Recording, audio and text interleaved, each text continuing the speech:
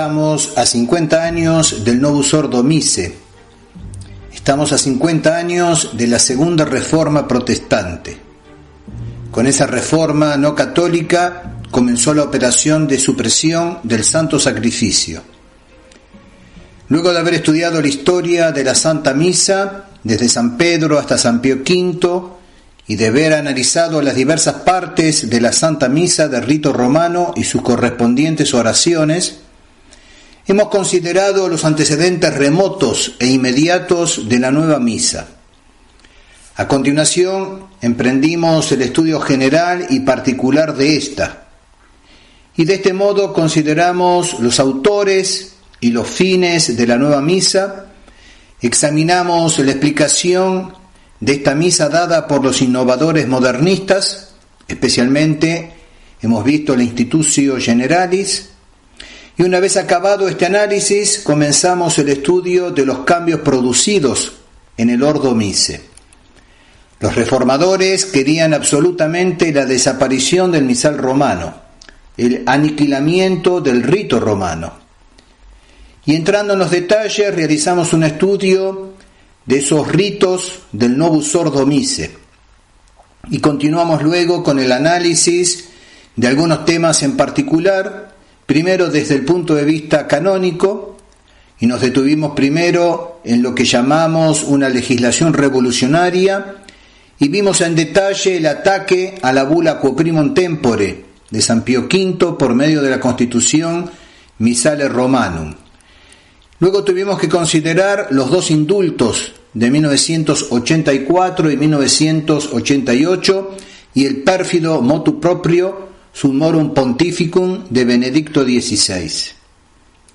Y hemos concluido expresando que la misa no basta para corresponder a la fe y que por eso hay que descartar la vuelta a la fe por medio del birritualismo, es decir, rezando o celebrando la misa tradicional, la misa romana y la misa bastarda montiniana. Lo que se impone es la llegada o la vuelta, depende del caso del sacerdote, de los fieles, el llegar por primera vez o el regresar a la única misa romana por medio de la verdadera fe. Si no se regresa a la profesión íntegra de esta fe, sin rupturas con la tradición, la dialéctica con el misal romano no dejará de ser una diabólica astucia. Recordemos las palabras de Monsignor Lefebvre. No es una pequeña cosa la que nos opone. No basta con que se nos diga pueden rezar la misa antigua, pero es necesario aceptar esto. No es solamente eso lo que nos opone, es la doctrina. Llegado el momento de comenzar entonces el estudio teológico de la misa montiniana, previamente se hizo necesario establecer los principios de la teología católica sobre el santo sacrificio de la misa. Y por lo cual nos hemos propuesto considerar tres cuestiones. La primera, los sacramentos en general, especialmente su significación y la intención del ministro. En segundo lugar, la Sagrada Eucaristía como sacrificio, a lo cual le hemos dedicado dos especiales, el sacrificio sacramental, en primer lugar, y luego la esencia del mismo. Y el tercer punto que teníamos que tratar era el de la forma de las dos consagraciones y el tono en que han de ser pronunciadas las palabras. Ya hemos estudiado los dos primeros temas, los sacramentos en general, especialmente la significación que deben tener y la intención que debe llevar el ministro, así como también la Sagrada Eucaristía como sacrificio. Y hoy concluimos con la última cuestión que abarcará 3 puntos. La epíclesis, la forma del sacramento de la Sagrada Eucaristía y el tono significativo de las palabras consagratorias.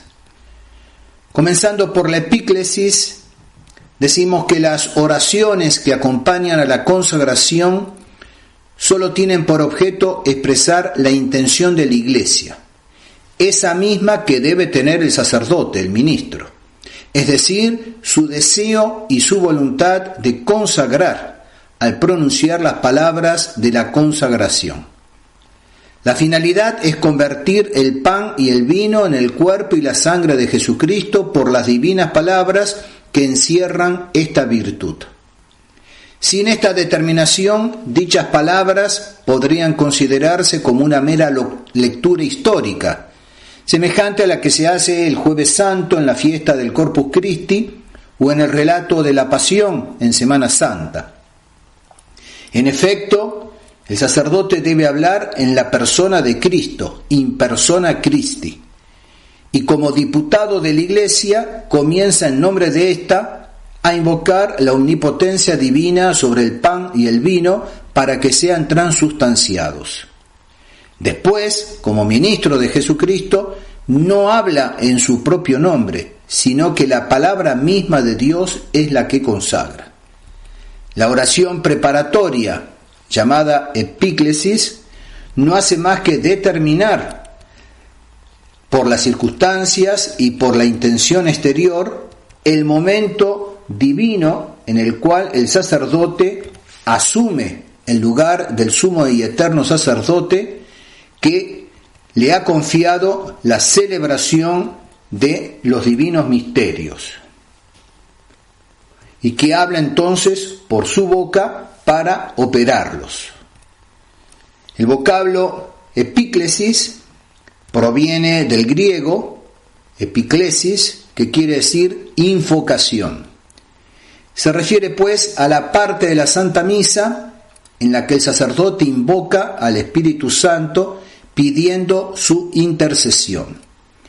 Es la quinta oración, Quam oblationem, comienza, que sigue al Teigitur, al Memento, al Comunicantes y al Anquigitur. Es esa oración que dice: Quam oblationem tu Deus in omnibus quesumus benedictam ad scriptam ratam rationabilem acceptabilemque facere digneris ut nobis corpus et sanguis fiat dilectissimi Filii tui Domini nostri Jesu Christi. Un poco más abajo daremos la traducción de esta oración y ustedes podrán ver en el texto una toma de la hoja del misal tradicional donde después del Anquigitur y antes del Qui pridie compateretur viene esta oración, esta epiclesis, Quam oblationem. ¿Y cuál es el sentido de esta oración en la liturgia?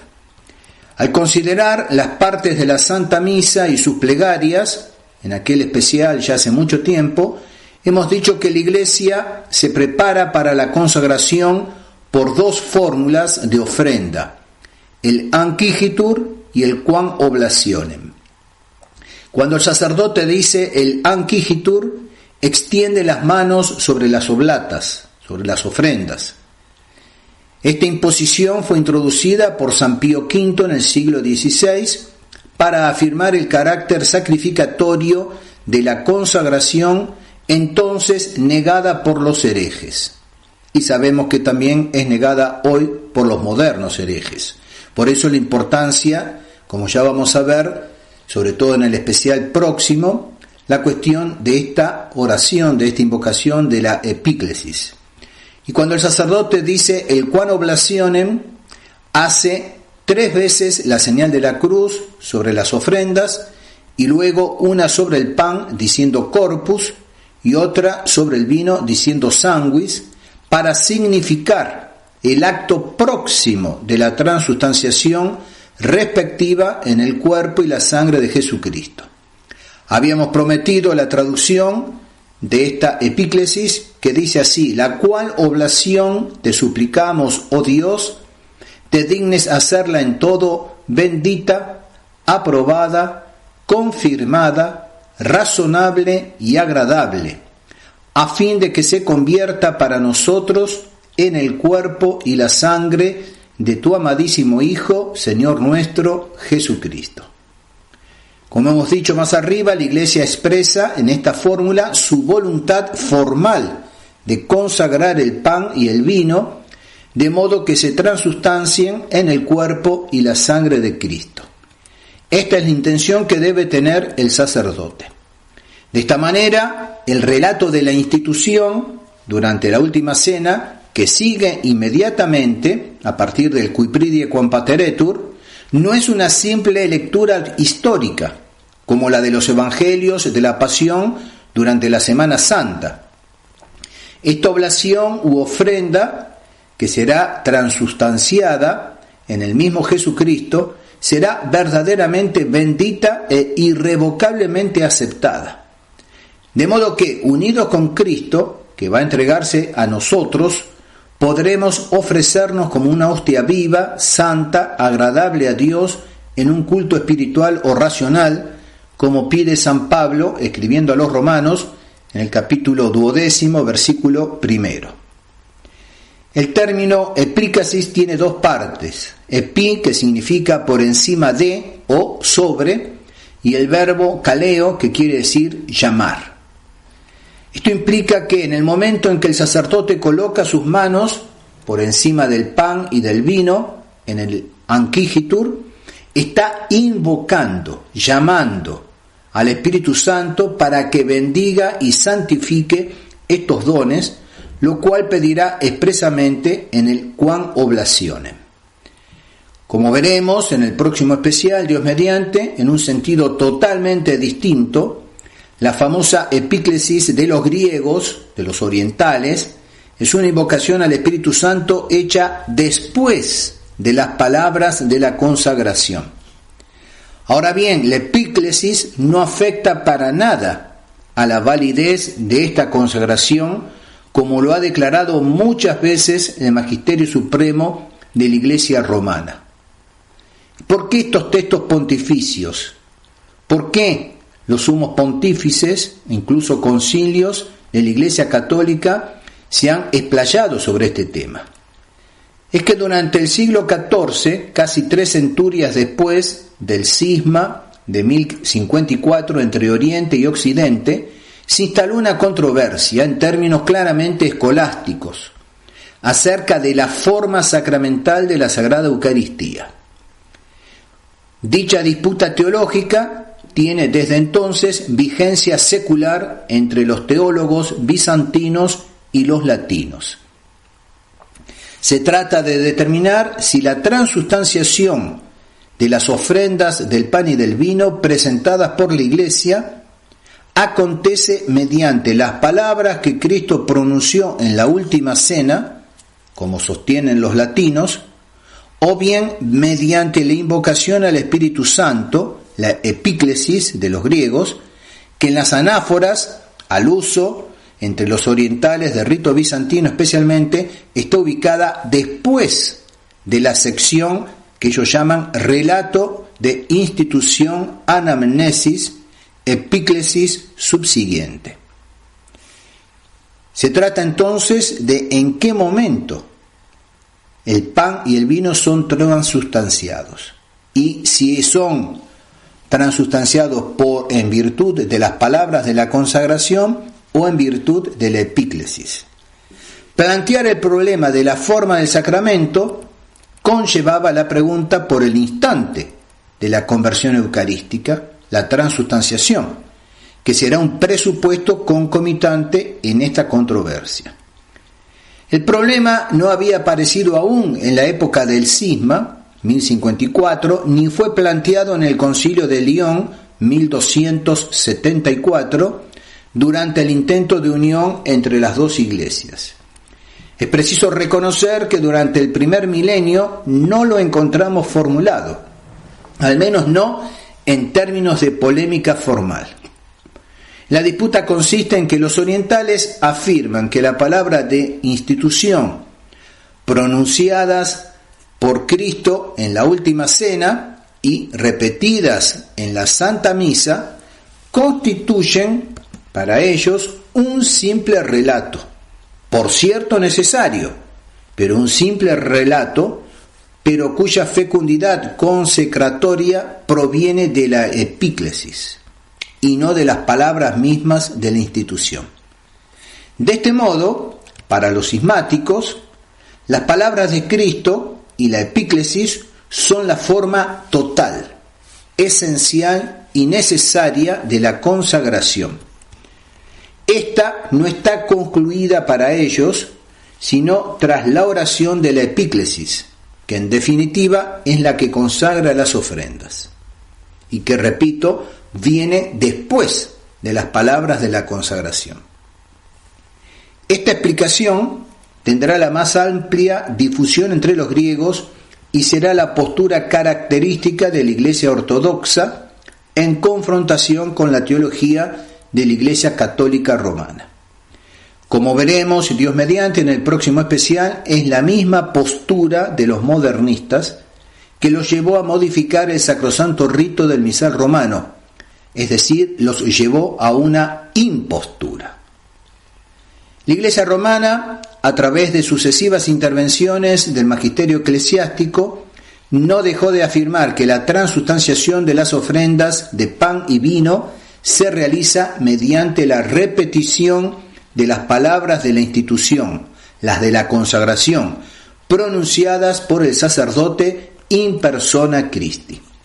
Así lo afirma el Concilio de Florencia en el decreto para los armenios, tomado de la bula Exsultate Deo del 22 de noviembre de 1439.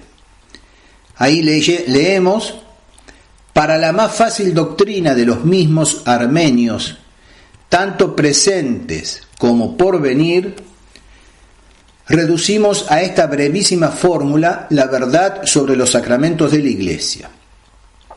Todos estos sacramentos se realizan por tres elementos: de las cosas como materia, de las palabras como forma y de la persona del ministro que confiere el sacramento con intención de hacer lo que hace la Iglesia. Si uno de ellos, de estos tres elementos, falta, no se realiza el sacramento.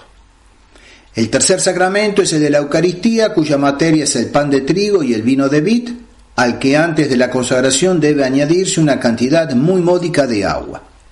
La forma de este sacramento son las palabras con que el Salvador consagró este sacramento, pues el sacerdote consagra este sacramento hablando en persona de Cristo, porque en virtud de las mismas palabras se convierten la sustancia del pan en el cuerpo y la sustancia del vino en la sangre de Cristo.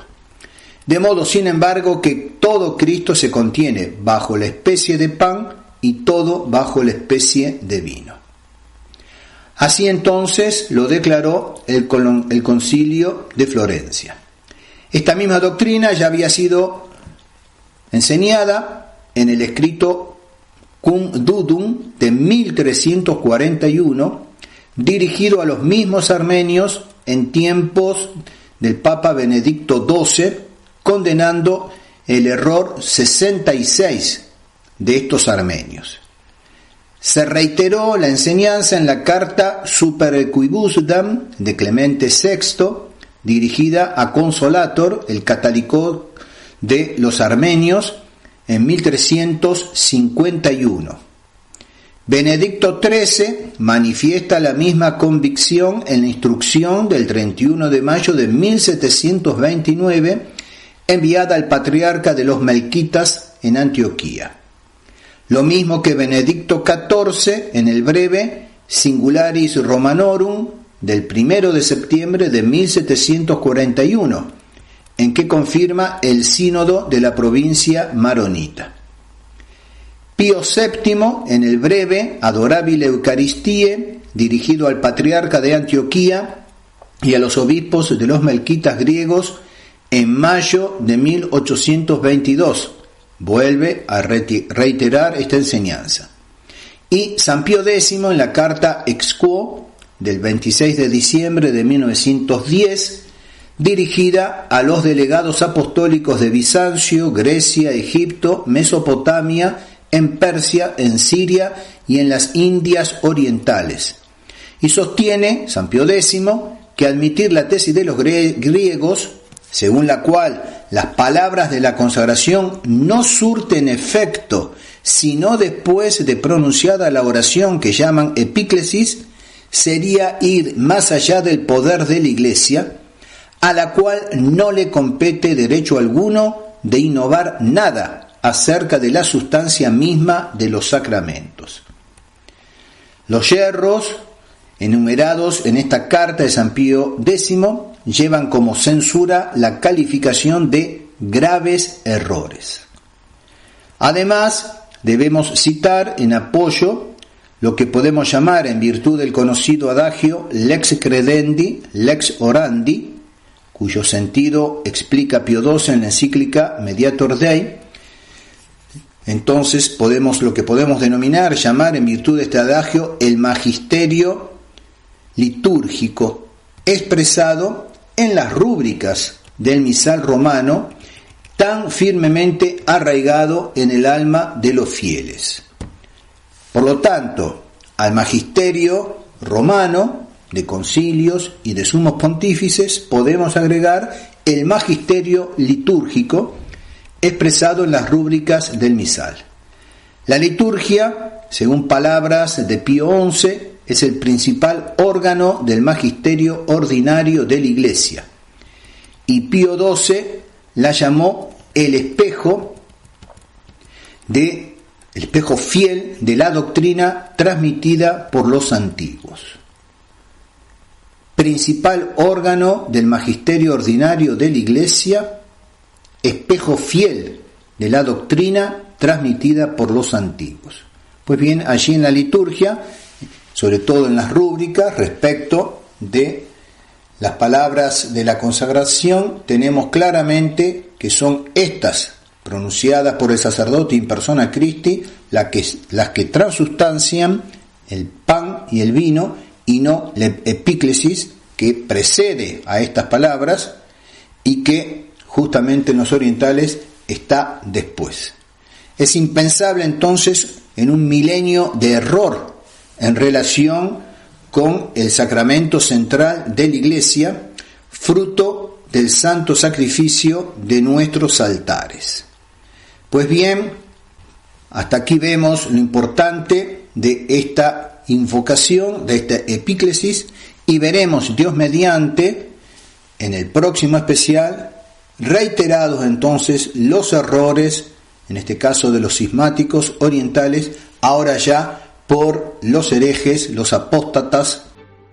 Una vez que hemos terminado con el tema el punto sobre la epíclesis, pasamos entonces al segundo tema que tenemos que desarrollar en este especial, que es el de la forma del sacramento de la Sagrada Eucaristía. Como ya sabemos, hay dos materias y por lo tanto una doble consagración, la del pan y la del vino.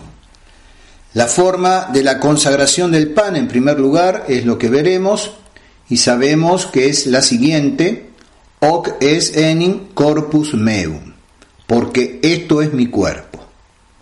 El sentido de esta fórmula es el siguiente: hoc, esta palabra en castellano esto, puede tener los siguientes sentidos.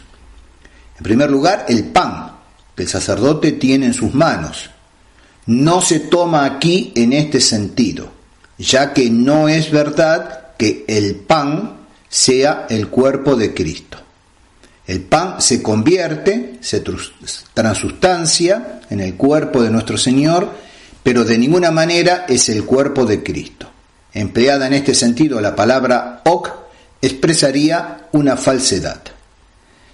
Se la puede tomar también en el sentido de el cuerpo de Cristo, o sea que hoc representaría el cuerpo de Cristo, que se hace realmente presente por la consagración.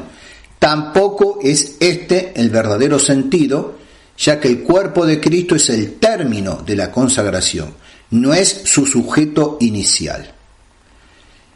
Se lo puede tomar también como lo contenido debajo de las especies de pan, o sea, la sustancia en común. Y este es el verdadero sentido de este término hoc. Alude indeterminadamente a lo que se tiene en las manos, o sea, aquello que antes de la consagración era la sustancia del pan y después de la consagración es el cuerpo de Cristo. Luego viene el verbo est, tiene la plenitud de su sentido obvio, es.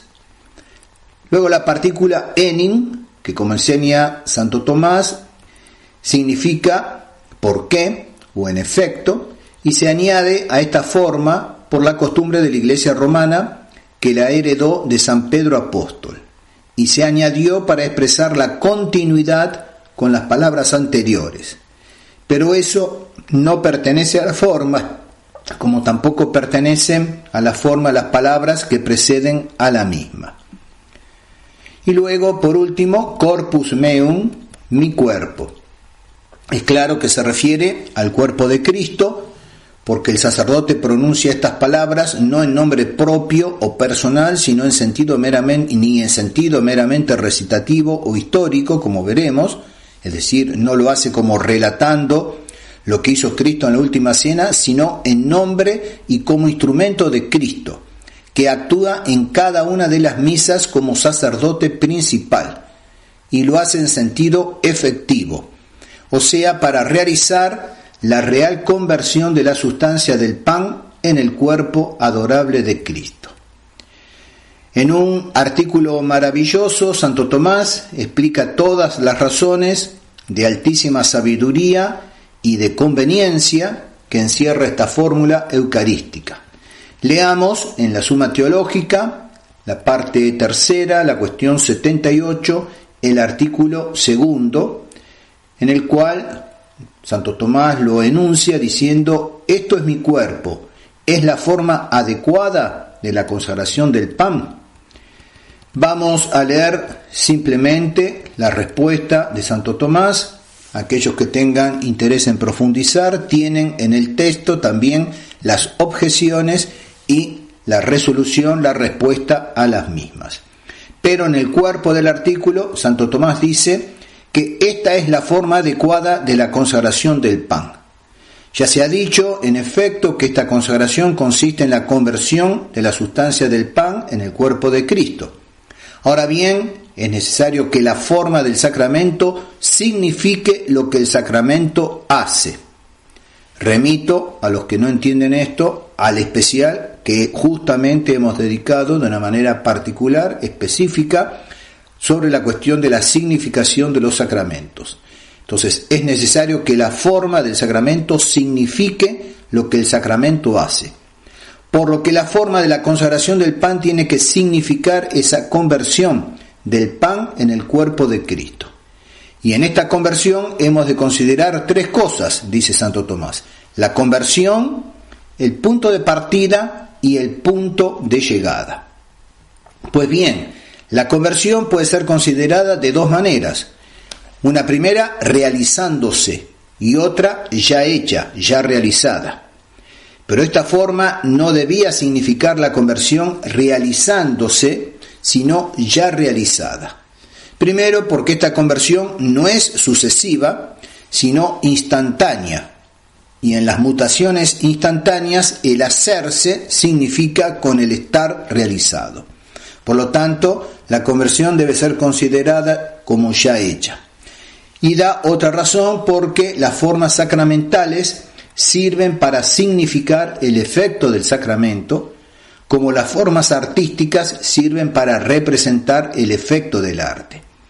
Y la forma artística es semejanza del efecto acabado, hacia el cual tiende la intención del artista, como la forma del arte en la mente del arquitecto es principalmente la forma de la casa edificada, y solo secundariamente la forma de la casa en construcción. Por lo tanto, también en esta forma, la conversión debe ser indicada como ya realizada, que es a lo cual se dirige la intención. Y porque en esta forma se expresa la conversión como ya terminada, es necesario indicar los extremos de la conversión tal y como están en el momento de la conversión ya realizada. Este es el punto fundamental que hay que entender.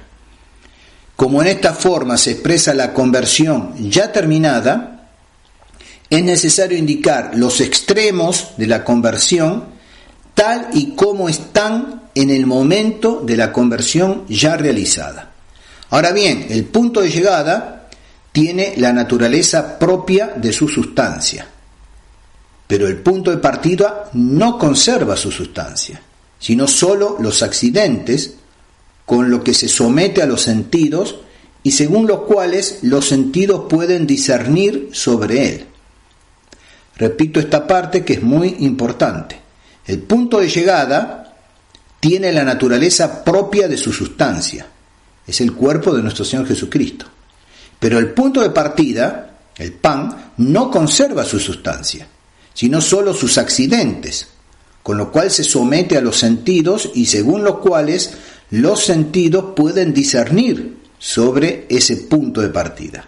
Es justo pues indicar el punto de partida de la conversión con el pronombre demostrativo referido a los accidentes sensibles que permanecen, mientras que el punto de llegada se indica con un sustantivo que expresa la naturaleza de aquello en lo cual la cosa se convierte y que es el cuerpo de Cristo en su integridad y no la sola carne. Por consiguiente, la forma es: esto es mi cuerpo, y es adecuadísima. Así se expresa Santo Tomás. Es interesante, si quieren profundizar, insisto, en leer las objeciones y también entonces las respuestas de Santo Tomás a las mismas. Pasamos entonces ahora a la forma de la consagración del vino, que es la siguiente: y que es enim calix sanguinis mei, novi et eterni testamenti, mysterium fidei, qui pro vobis et pro multis effundetur in remissionem peccatorum. Porque este es el cáliz de mi sangre, del nuevo y eterno testamento, misterio de fe, que será derramada por vosotros y por muchos para remisión de los pecados. Consta en la Sagrada Escritura, aunque en diferentes lugares, en San Mateo capítulo 26, versículo 28, San Marcos 14, 24, San Lucas 22, 20 y en la primera de San Pablo a los Corintios 11, 25. La fórmula completa resulta de la reunión de esos fragmentos parciales, tal como lo ha entendido la Iglesia desde los tiempos apostólicos. Santo Tomás indica que los evangelistas no intentaban transmitirnos las formas de los sacramentos, sino que intentaron tejer la historia de Cristo. Por lo tanto, no vamos a encontrar en ninguno de los evangelistas ni en las cartas de los apóstoles la fórmula de la forma del sacramento de la Eucaristía tal como está en nuestro misal. El sentido de esta fórmula es el siguiente: hic no tiene significado adverbial, es decir, aquí, sino demostrativo, aludiendo evidentemente al cáliz. Est tiene el significado obvio, lo mismo que en la consagración del pan, significa es. Enim, como ya lo hemos dicho también, para la fórmula de la consagración del pan es una partícula meramente ilativa, por qué o en efecto. Calix alude por metonimia no al cáliz material, sino a lo contenido en el cáliz, lo cual no se refiere determinadamente al vino o a la sangre de Cristo, sino a la sustancia en común contenida debajo de los accidentes, o sea, a lo que antes de la consagración era la sustancia del vino y después de la consagración es la sangre de Cristo. Sanguinis mei, precisamente la sangre de Cristo, porque el sacerdote, como ya lo hemos dicho, obra en nombre y como instrumento de Cristo, que es el sacerdote principal en el sacrificio del altar. Novi et eterni testamenti, a diferencia del antiguo, que era meramente temporal y figurativo del nuevo. Mysterium fidei, porque la sangre de Cristo permanece oculta en el sacramento a los ojos de la carne y solo puede contemplarse con los ojos de la fe. Qui pro vobis et pro multis effundetur, por vosotros que la bebéis y por muchos por quienes se ofrece y derrama. Sobre la cuestión del pro multis volveremos, Dios mediante, en el próximo especial, Por ahora retenemos 2 citas solamente. El Concilio de Trento, en la sesión sexta, enseñó: mas aun cuando él murió por todos, no todos, sin embargo, reciben el beneficio de su muerte, sino sólo aquellos a quienes se comunica el mérito de su pasión. Ciertamente nuestro Señor, como enseña San Pablo, escribiendo a los Corintios, en su segunda carta, nuestro Señor ciertamente murió por todos los hombres. Pero no todos, sin embargo, enseña el Concilio de Trento, no todos reciben el beneficio de su muerte, sino aquellos a quienes se comunica el mérito de su pasión. Y el Catecismo Romano explicitó la enseñanza del concilio y dice así: las palabras por vosotros y por muchos, tomadas separadamente de San Mateo y de San Lucas, fueron unidas por la Iglesia, por divina inspiración, para significar el fruto y la fecundidad de la pasión de nuestro Señor Jesucristo. Para significar el fruto y la fecundidad de la pasión de nuestro Señor Jesucristo. Porque considerando su eficacísima virtud, debemos admitir que Cristo derramó su sangre por la salud de todos. Entonces, considerando su eficacísima virtud, debemos admitir que Cristo derramó su sangre por la salud, por la salvación de todos. Mas si atendemos al fruto que en ella consiguen los hombres, habremos de admitir que no todos participan efectivamente, sino solo muchos. Por consiguiente, sigue el Concilio de Trento, el Catecismo, al decir Cristo por vosotros, significó a los apóstoles con quienes hablaba, excepto Judas, y a los elegidos entre los judíos como discípulos suyos. Y al añadir por muchos, quiso referirse a todos los demás elegidos, tanto judíos como gentiles. Con razón no dijo por todos, tratándose de los frutos de su pasión, que sólo los elegidos perciben.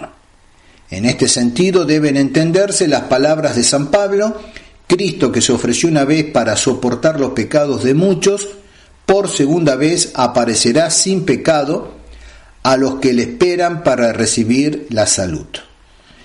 Y aquellas otras del mismo Señor: yo ruego por ellos, no ruego por el mundo, sino por los que tú me diste, porque son tuyos.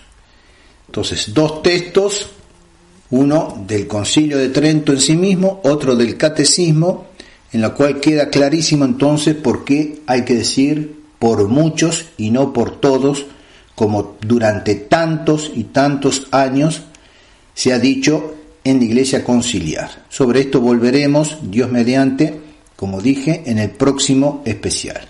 Sigue la fórmula in remissionem peccatorum, que es el efecto de la pasión de Cristo, que se renueva y se nos aplica en el sacrificio del altar. Una vez más, Santo Tomás, en su Suma Teológica, explica detalladamente esta fórmula en la tercera parte, cuestión 78, artículo 3. También les leo solamente la respuesta. Son 9 las objeciones, interesantes por supuesto, y más interesante la respuesta de Santo Tomás. Para aquellos que quieran profundizar este tema, tienen que remitirse entonces al texto, al escrito. Aquí va la respuesta de Santo Tomás acerca de si esta fórmula es la que conviene, ¿no es cierto?, es la que realmente corresponde. Y dice que acerca de esta forma hay 2 opiniones. Unos efectivamente afirmaron que lo esencial de esta forma está constituido por las palabras: este es el cáliz de mi sangre, y no por las demás, por lo que sigue. Pero esta opinión no parece exacta, dice Santo Tomás, porque las palabras que siguen son determinaciones del predicado, o sea que la sangre de Cristo, y por ello pertenecen a la integridad de la frase. Entonces había quienes decían que lo esencial de la fórmula estaba constituido solamente por las palabras «Este es el cáliz de mi sangre», pero no por las demás palabras. Y Santo Tomás dice, esta opinión no es exacta, no es correcta, y da la razón, porque las palabras que siguen, dice Santo Tomás, son determinaciones del predicado, es decir, de la sangre de Cristo, y por ello pertenecen a la integridad de la frase.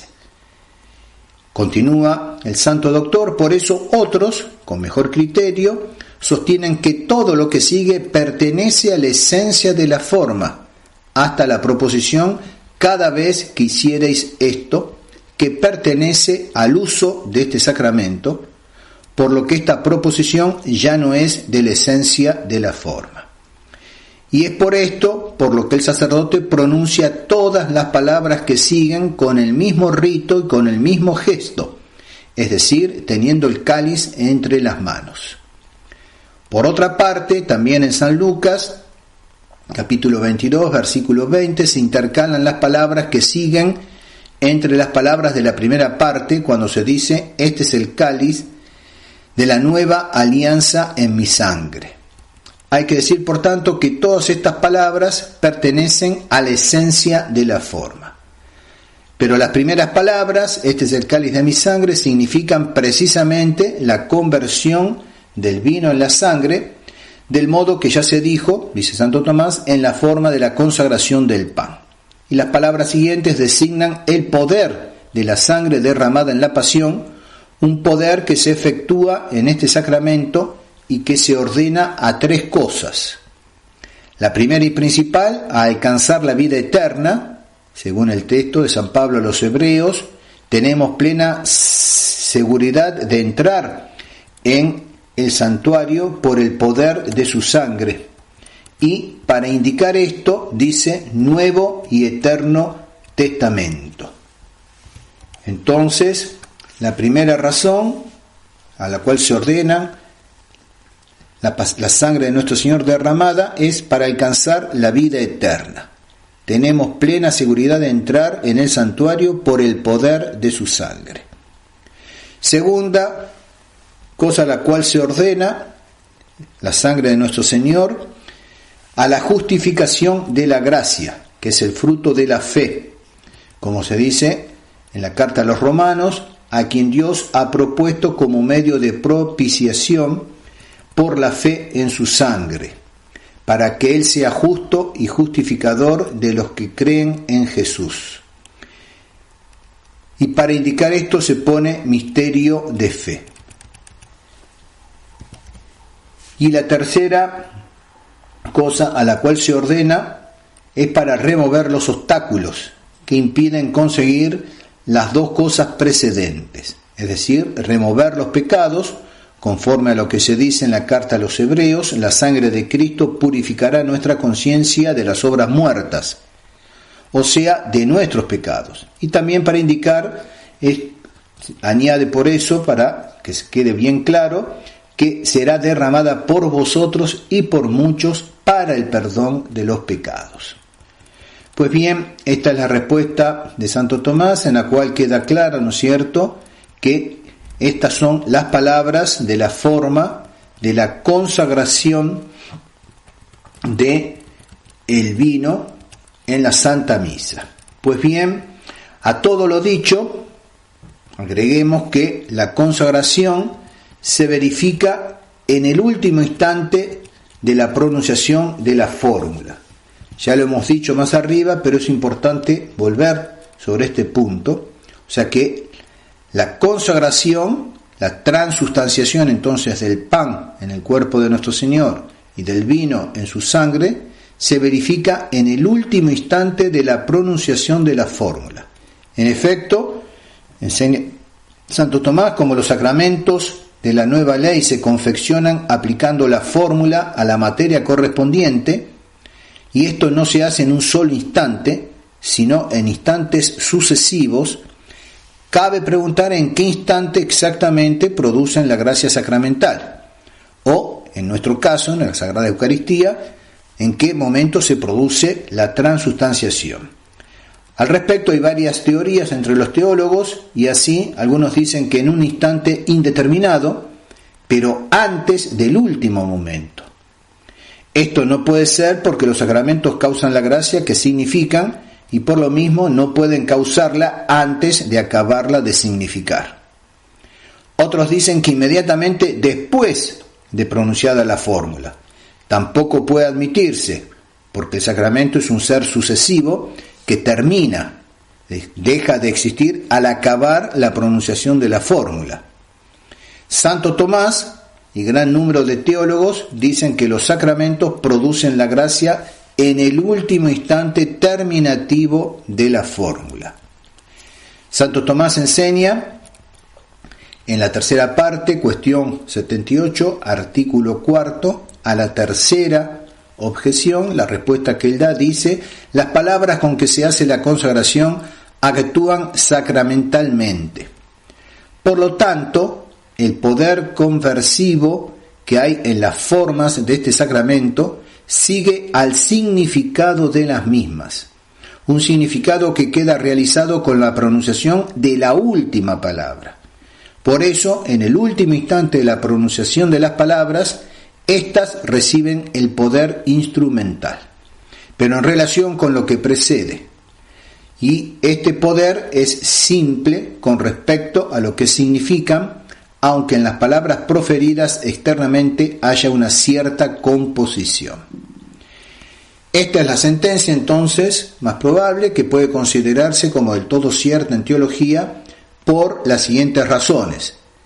Primera, porque es una consecuencia inevitable exigida por la naturaleza misma de los seres no instantáneos, sino sucesivos, como son los sacramentos, porque estos, los sacramentos, producen la gracia que significan, y antes de la terminación de la fórmula, el sentido está todavía en el aire, sin significado alguno. Y también por las condiciones de la causalidad eficiente, que son tres: existencia de la causa, tiene que estar la causa, sin ella nada se causaría; existencia del efecto, si no está el efecto nada se habría causado; y la simultaneidad de la acción con la causa y el efecto. Y esto se verifica en el último instante y precisamente en él. Entonces, en ese instante se produce justamente la transustanciación. En este instante último se concentra virtualmente toda la causalidad de los elementos que entran a constituir el sacramento, y este queda completado, terminado, formalmente constituido como sacramento. Vamos a escuchar ahora el ofertorio de la misa del Corpus Christi.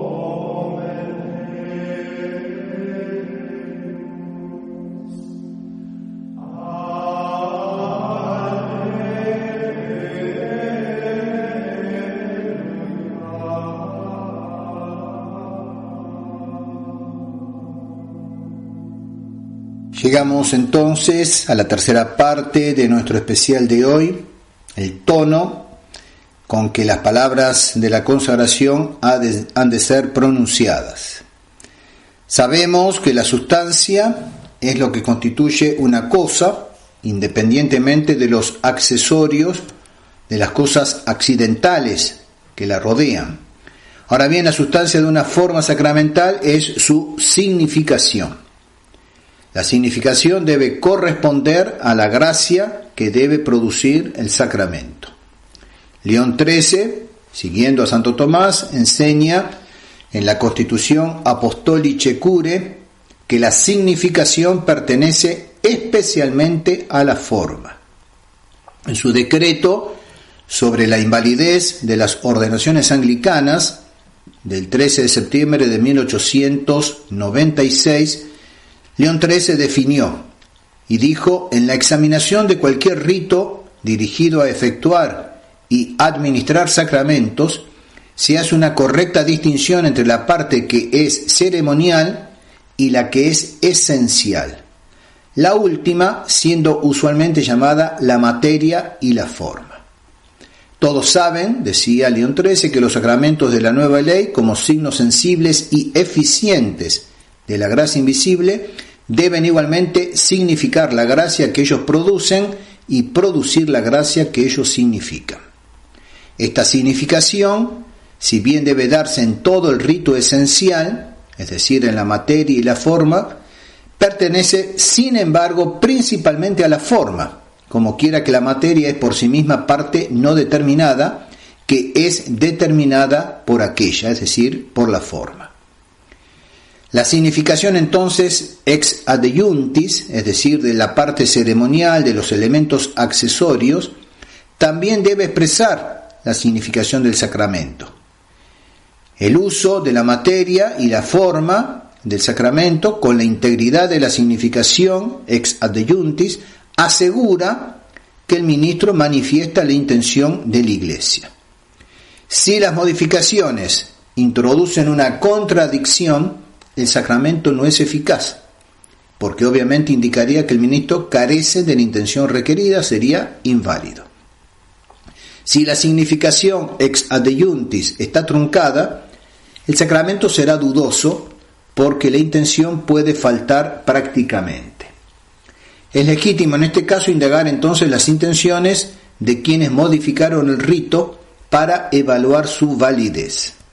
Esto fue lo que llevó a cabo León XIII respecto de las ordenaciones anglicanas, y es lo que Dios mediante haremos nosotros respecto de la misa montiniana, la misa bastarda, en el próximo especial. Indagar las intenciones de quienes modificaron el rito para evaluar su validez. Es muy importante comprender todo lo que llevamos dicho y su relación con la significación de los sacramentos. Hemos hecho todo un especial sobre esto. Quien no lo ha escuchado, quien no lo ha leído, debe hacerlo antes de terminar los especiales que justamente tendrán lugar con el próximo especial. Sabemos que los sacramentos no solo significan la gracia que producen, sino que producen ex opere operato la gracia que significan. Por lo tanto, queda excluida una significación indeterminada, una significación equívoca. Recordemos lo enseñado por Santo Tomás. Por eso, para perfeccionar el significado del sacramento, era necesario que la significación de las cosas sensibles fuese determinada por palabras. Un rito sacramental no puede ser equívoco en la significación, porque no cumpliría con la definición dada por la Iglesia. Y esto sin entrar en las intenciones de los ministros de hacer lo que la Iglesia exige. Ya con el solo rito, un rito sacramental no puede ser equívoco. Por lo tanto, es contradictorio reconocer una significación ambigua o equívoca en lo esencial del rito y afirmar a la vez que dicho sacramento sea válido. Un rito ambiguo en su significación, dada su ambigüedad, no puede producir ex opere operato la gracia que debería significar con precisión, y solo lo hace de manera dudosa. Un sacramento, para ser válido, tiene que ser determinado, inequívoco en su significación sacramental. Además, un cambio de significación puede a su vez afectar la intención del ministro, y a esto a tal punto que, si se dejase guiar por el texto modificado de la fórmula, Si se dejase guiar por su significación ambigua, su acción no significaría lo que debe producir y entonces no lo produciría. Si bien no es lo mismo hablar de la significación que de la intención, una es la significación del rito y otra es la intención del ministro, sin embargo, si la intención del ministro puede ser afectada por el cambio de la forma, es porque la significación del rito esencial ha sido afectada por dicho cambio. Y entonces es evidente que la Iglesia no puede tener ritos sacramentales ambiguos en su significación sacramental. Por lo tanto, queda así excluida la ambigüedad, la equivocidad sacramental que atenta contra la definición misma de todo sacramento católico. En el caso de la Sagrada Eucaristía, para conservar la significación, las fórmulas consagratorias deben ser pronunciadas por el sacerdote como expresando un juicio categórico, operativo, proferido por aquel en cuya representación el sacerdote mismo obra diciendo: esto es mi cuerpo, pero no este es el cuerpo de Cristo. Las palabras de la consagración para operar la transustanciación deben conservar la fuerza misma de estas palabras, o más exactamente la virtud objetiva del modo de significar. Entonces, en la Sagrada Eucaristía, para conservar la significación, las fórmulas consagratorias deben ser pronunciadas por el sacerdote como expresando un juicio categórico y operativo. Y esto es precisamente el tono con el cual deben ser pronunciadas esas palabras. Por lo tanto, el tono entra dentro de la parte también esencial. No es una parte solamente accesoria, accidental, et adjuntis. Santo Tomás enseñó claramente esta doctrina. En primer lugar, lo hizo de modo general al plantear la cuestión de la forma del Santísimo Sacramento en la parte tercera, cuestión 78, artículo primero. Y allí él plantea: esto es mi cuerpo y este es el cáliz de mi sangre, ¿son la forma de este sacramento? Leemos la respuesta de Santo Tomás. Una vez más decimos que el que quiera profundizar debe leer también las objeciones y sus respuestas. Y Santo Tomás dice: este sacramento difiere de los otros sacramentos en dos cosas. Primera, por el hecho de que este sacramento se realiza consagrando la materia, mientras que los otros se realizan utilizando la materia consagrada. Entonces, el Santísimo Sacramento del altar, la Sagrada Eucaristía, en este sacramento se realiza consagrando la materia, mientras que en los otros, el bautismo, la confirmación, etc., se realizan utilizando la materia consagrada o bendecida. Segunda diferencia entre la Sagrada Eucaristía y los otros sacramentos, porque en los otros la consagración de la materia consiste solo en una bendición, por lo que la materia consagrada recibe instrumentalmente una virtud especial que a través del ministro, que es el instrumento animado, puede pasar al instrumento inanimado. Pero en el sacramento de la Sagrada Eucaristía, la consagración de la materia consiste en una milagrosa conversión de la sustancia, que solo Dios puede realizar. Por lo cual el ministro, al realizar este sacramento, no desempeña más acción que la de proferir las palabras. Y puesto que la forma debe corresponder a la cosa, la forma de este sacramento difiere de las formas de los otros sacramentos en dos puntos. Prestemos atención entonces. La forma del Santísimo Sacramento, del altar, del sacrificio de la misa, difiere de las formas de los otros sacramentos en dos puntos. Primero, porque las formas de los otros sacramentos llevan consigo el uso de la materia, como sucede por ejemplo en el bautismo o en la confirmación, mientras que la forma de este sacramento lleva consigo solamente la consagración de la materia, que consiste en la transustanciación, como cuando se dice: esto es mi cuerpo o este es el cáliz de mi sangre. Segunda cosa en la cual difiere la forma del Santísimo Sacramento del altar de los otros, es porque las formas de los otros sacramentos se profieren en nombre de la persona del ministro, a quien se designa como realizador de un acto, como cuando dice yo te bautizo, yo te confirmo, o imperando el acto, como sucede en el sacramento del orden al decir recibe la potestad, o cuando deprecativamente, como sucede en el sacramento de la extremaunción, por esta unción y nuestra intercesión, etc. Pero la forma del Santísimo Sacramento del altar se profiere en nombre de la persona del mismo Cristo que habla, para dar a entender que el ministro, en la realización de este sacramento, no hace más que proferir las palabras. Pues bien, esto lo enseña entonces Santo Tomás, en forma así entonces un tanto general, como hemos visto en este artículo primero de la cuestión 74.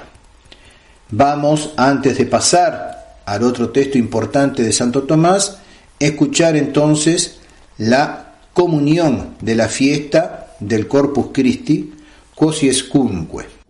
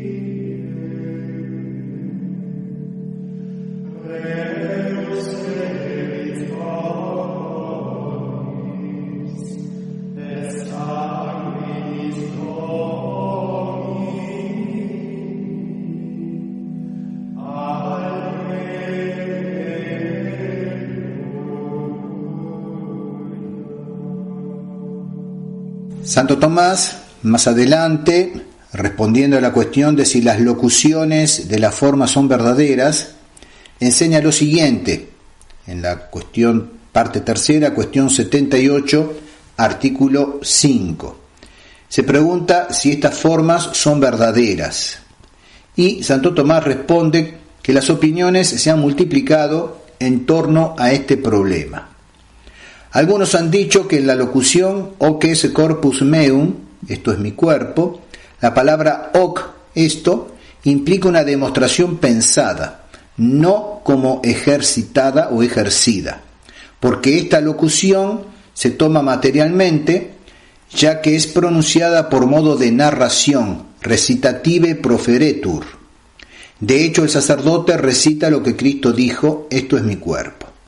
Esto es lo que han dicho algunos. Santo Tomás dice, pero esta posición no se sostiene, porque según esta razón, las palabras no se aplicarían a la materia corporal presente, y por lo tanto el sacramento no se realizaría.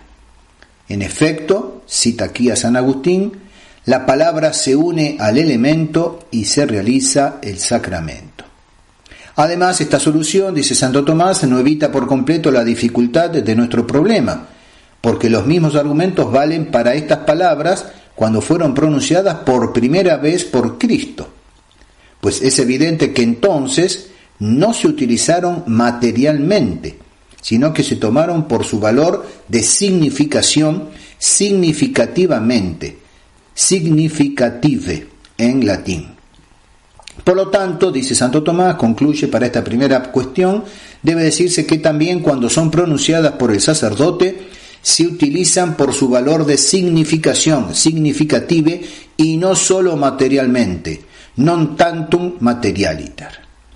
Y no obsta que el sacerdote las pronuncie también recitativamente, essian recitative, también a modo de narración, como dichas por Cristo, porque debido a la virtud infinita de Cristo, así como en contacto con su sangre la virtud de producir un nuevo nacimiento no alcanzó solo las aguas tocadas por Cristo, sino todas las aguas de la tierra, y por todos los siglos venideros, así también, porque estas palabras fueron pronunciadas por Cristo, obtuvieron una virtud consagratoria, independientemente del sacerdote que las pronuncie, como si Cristo las profiriera presencialmente. Presentialiter proferret. Es por eso, dice Santo Tomás, que otros han argumentado que la palabra hoc, esto, es una locución en la cual se dirige su demostración, no a los sentidos, sino al intelecto, por lo cual es significado de esto es mi cuerpo. Sería lo que es significado por esto es mi cuerpo. Lo que es significado por esto es mi cuerpo. Pero eso tampoco puede sostenerse, dice el Santo Doctor, porque como en los sacramentos se produce lo que es significado, esta forma no haría que el cuerpo de Cristo esté en este sacramento verdaderamente, sino solamente por modo de signo, lo cual es herético. Y por eso otros han argumentado que la palabra hoc, esto, dirige su demostración a los sentidos, pero que esta demostración debe entenderse no para el instante en que se pronuncia esta palabra, sino para el último instante de la locución. Así como cuando alguien dice ahora callo, el adverbio ahora indica al instante que seguirá inmediatamente al pronunciamiento de la locución. El significado es tan pronto como he dicho estas palabras me callo. Pero esto nuevamente es insostenible, dice Santo Tomás, porque por esta razón el significado de la locución sería mi cuerpo es mi cuerpo. Pero este no es el objeto de esta locución, porque las cosas existirían así incluso antes de la emisión de las palabras. Por lo tanto, esto no es el significado de esta locución. Por lo tanto, debemos hablar de otra manera. Descartadas entonces estas tres posiciones, Santo Tomás dice, como hemos visto, esta locución tiene la virtud de realizar la conversión del pan en el cuerpo de Cristo. Por eso se compara con otras locuciones que solo tienen una virtud significativa y no realizante. Solum vin significativam et non facetivam. Así como se compara la concepción del intelecto práctico, que es realizante, con la concepción de nuestro intelecto especulativo, que se extrae de la realidad. Porque las palabras son el signo de las ideas, según Aristóteles. Por lo tanto, dice Santo Tomás, así como la concepción del intelecto práctico no presume la realidad que concibe, sino que la realiza, así la verdad de esta locución no presupone la realidad significada, sino que la produce. Del mismo modo, tal es la relación que existe entre el Verbo de Dios y las realidades producidas por este Verbo. Ahora bien, esta conversión no se realiza de forma sucesiva, sino instantáneamente. Por lo tanto, debemos entender esta locución según el último instante de la emisión de las palabras, no que se presuponga por el lado del sujeto cuál es el fin de la conversión, es decir, que el cuerpo de Cristo es el cuerpo de Cristo, ni tampoco lo que existía antes de la conversión, es decir, el pan, sino lo que es común a ambos, como contenido a la manera de un género común a estos dos términos bajo estas especies. En efecto, estas palabras, va terminando ya Santo Tomás, estas palabras no hacen que el cuerpo de Cristo sea el cuerpo de Cristo, ni que el pan sea el cuerpo de Cristo, sino que lo que está contenido bajo estas especies, que primero era pan, sea el cuerpo de Cristo. Por eso, explícitamente, concluye Santo Tomás, el Señor no dijo, este pan es mi cuerpo, lo que estaría de acuerdo con la interpretación de la segunda opinión, ni este cuerpo mío es mi cuerpo, lo cual estaría de acuerdo con la interpretación de la tercera opinión, sino de manera general, indeterminada, esto es mi cuerpo, sin especificar el sujeto con un sustantivo, y haciendo de sujeto solo el pronombre, que indica la sustancia en general sin especificar, es decir, sin una forma determinada. Este artículo vale la pena releerlo, meditarlo, también considerar eventualmente las objeciones y sus respuestas. Por todo lo dicho, es importante destacar que no es lo mismo que las palabras de la consagración sean dichas como meramente narrativas, materialiter tantum, recitative tantum o narrative tantum, a que sean dichas también recitativamente, también materialmente o también narrando, essian recitative. Esta distinción la encontramos en Santo Tomás, como ya vimos, y la comentan y explicitan, entre otros, el cardenal Cayetano, el cardenal Villot, Garrigou-Lagrange, Villard y el padre Alastreux. Como veremos, tanto Santo Tomás como sus comentadores dicen que si las palabras de la consagración fueran pronunciadas en forma meramente narrativa, narrative tantum, no se produciría la transustanciación. Esto es fundamental, todo lo que hemos visto hoy sobre la epíclesis, la forma de este sacramento y ahora el tono en que deben ser pronunciadas esas palabras, es fundamental entenderlo todo antes de asumir el especial que viene, donde veremos justamente que en los cambios producidos en la nueva misa, todo esto está revolucionado. Veamos, para terminar hoy, los textos de estos comentadores de Santo Tomás. El cardenal Cayetano dice, comparando entre sí estos dos modos de pronunciar, el segundo, el significativo, prevalece sobre el primero, el recitativo, por dos razones. Ya porque en el modo recitativo se toman las palabras materialmente, ya porque con el modo narrativo el sacerdote no obra en la persona de Cristo, sino que relata a Cristo obrando. No obra en la persona de Cristo, sino que relata a Cristo obrando. El cardenal Villot dice, es necesario que la forma signifique lo que aquí y ahora se realiza en el momento presente, sobre lo cual se debe observar que las palabras consagratorias pueden ser proferidas al mismo tiempo histórica y asertivamente. Las demás, sin embargo, en forma meramente histórica.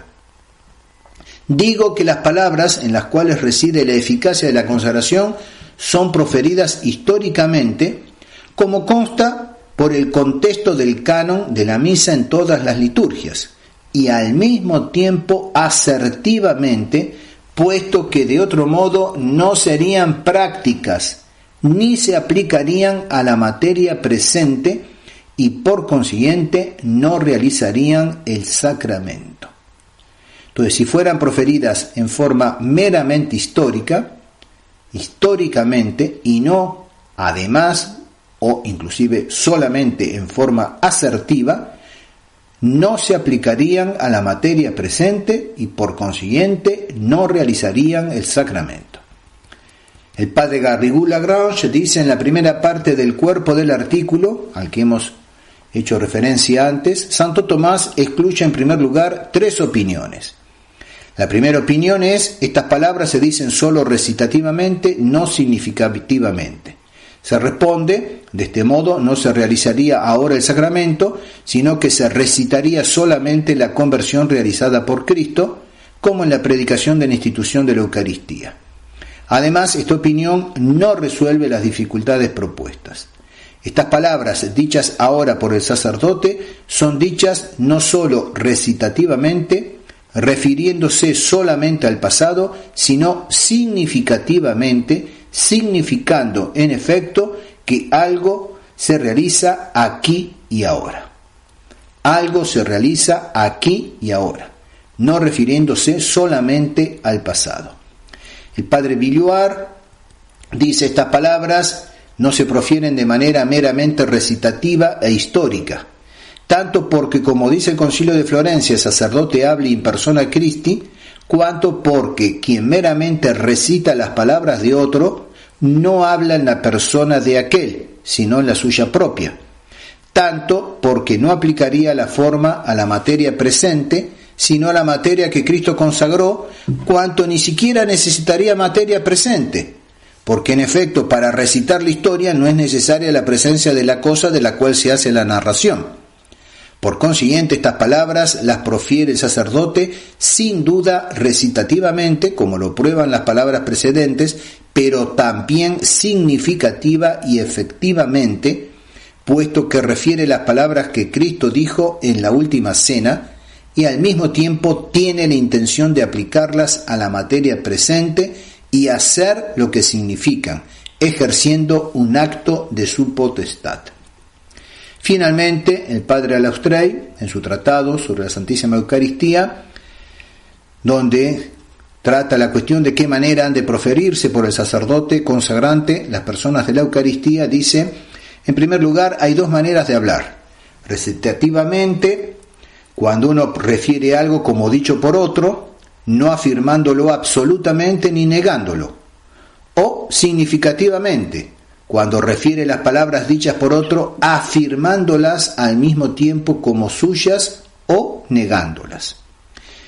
Y las que se profieren de la primera manera, es decir, recitativamente, se dicen histórica y materialmente, mientras que de la otra manera se dicen asertiva y formalmente.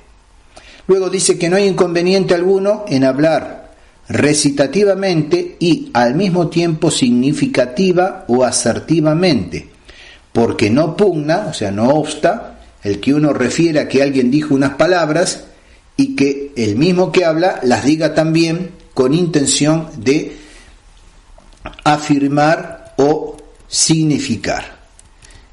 Por lo tanto, tenemos dos distinciones que hace, hay dos maneras de hablar, recitativamente o significativamente, y no hay inconveniente alguno en hablar recitativamente y al mismo tiempo significativamente.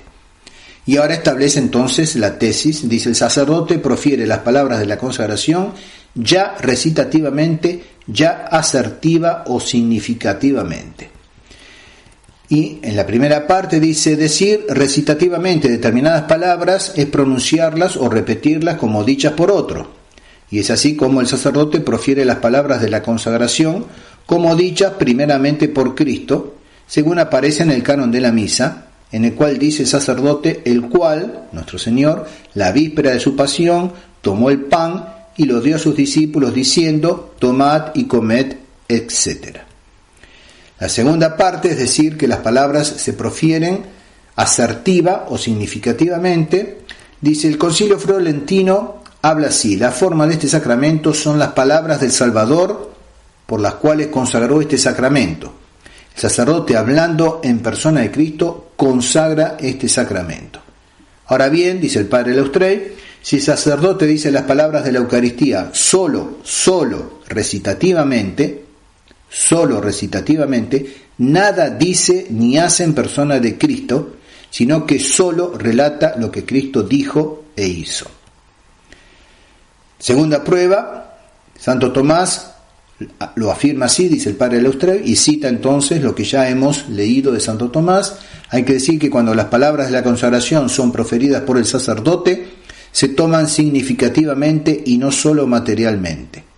Y no obsta que el sacerdote las pronuncie también recitativamente como dichas por Cristo, porque debido a la virtud infinita de Cristo, así como en contacto de su carne la virtud de producir un nuevo nacimiento no alcanzó solo las aguas tocadas por Cristo, sino a todas las aguas de la tierra, y que por todos los siglos venideros, así también, porque estas palabras fueron pronunciadas por Cristo, obtuvieron una virtud consagratoria, independientemente del sacerdote que las pronuncie, como si Cristo las profiriera presencialmente. Y luego el padre Alauztrey nos da las razones teológicas, que son tres. El sacerdote no solo refiere lo que Cristo dijo en la institución de la Sagrada Eucaristía, sino que también afirma que en el momento presente, en virtud de las palabras de Cristo, se significa y se realiza la conversión del pan en el cuerpo y la del vino en la sangre de nuestro Señor. Ahora bien, dice el padre Austral, un simple relato histórico no lleva aneja aquella afirmación. Entonces se debe significar y se debe hacer la conversión del pan en el cuerpo de Cristo y la del vino en su sangre, pero un simple relato histórico no lleva aneja aquella afirmación. Si el sacerdote, dice después el padre de la Austral, pronunciase las palabras de Cristo de un modo meramente recitativo, de un modo meramente histórico, se seguiría que las palabras no recaerían sobre la materia que el sacerdote tiene presente, el pan que tiene en sus manos, sino sobre aquella que el Señor consagró en la última cena, ya que el sacerdote en este caso solo enunciaría la acción hecha por Cristo. Y por lo tanto las palabras de la forma no recaerían sobre el pan que tiene en sus manos y por lo tanto no lo informarían, no le darían justamente, por la virtud de esas palabras, el hecho de la transustanciación, no lo consagrarían, no lo transustanciarían. Esas palabras se estarían aplicando a aquel pan y no a este pan. Repito lo del padre Austral, si el sacerdote pronunciase las palabras de Cristo de un modo meramente recitativo, histórico, se seguiría que las palabras no recaerían sobre la materia que el sacerdote tiene presente, sino sobre aquella que el Señor consagró en la última cena. Y por último, por eso dice el Padre, el sacerdote en la consagración de la Eucaristía dice la forma no solamente de modo recitativo, sino principalmente de modo significativo, en cuanto que, relatando el sacerdote las palabras de Cristo en la última cena, con intención de aplicarlas a la materia que tiene presente, y de hacer lo que ellas significan, ejerce un acto de su potestad. Repite aquí las palabras de Santo Tomás. Entonces, relatando el sacerdote las palabras de Cristo en la última cena, con intención de aplicarlas a la materia que tiene presente y de hacer lo que ellas significan, entonces ejerce un acto de su potestad, para lo cual tiene que hacerlo en forma asertiva, significativa. No bastaría el modo recitativo, el tono recitativo. Para que quede clarísimamente todo esto, el sacerdote consagra en primera persona y no en tercera persona. Cualquiera de ustedes que haya asistido o que lamentablemente siga asistiendo a una misa nueva, y si usted que está escuchando es sacerdote, escúchese cuando consagra y va a ver que usted consagra en tercera persona. O los que asisten escuchan que el sacerdote consagra en tercera persona. Está relatando, está haciendo un relato histórico, no está ejerciendo un acto de su potestad.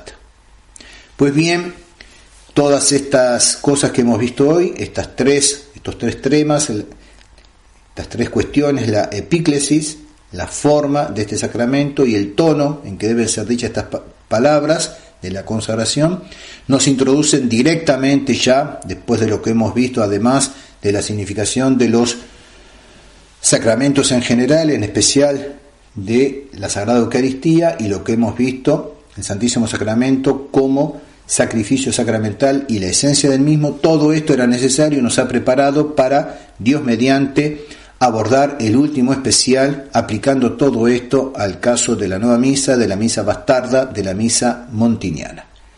Muchas gracias por habernos seguido hasta aquí y esperamos poder encontrarnos en el próximo y Dios mediante último especial para terminar con todo este tema de los 50 años del Novus Ordo Missae.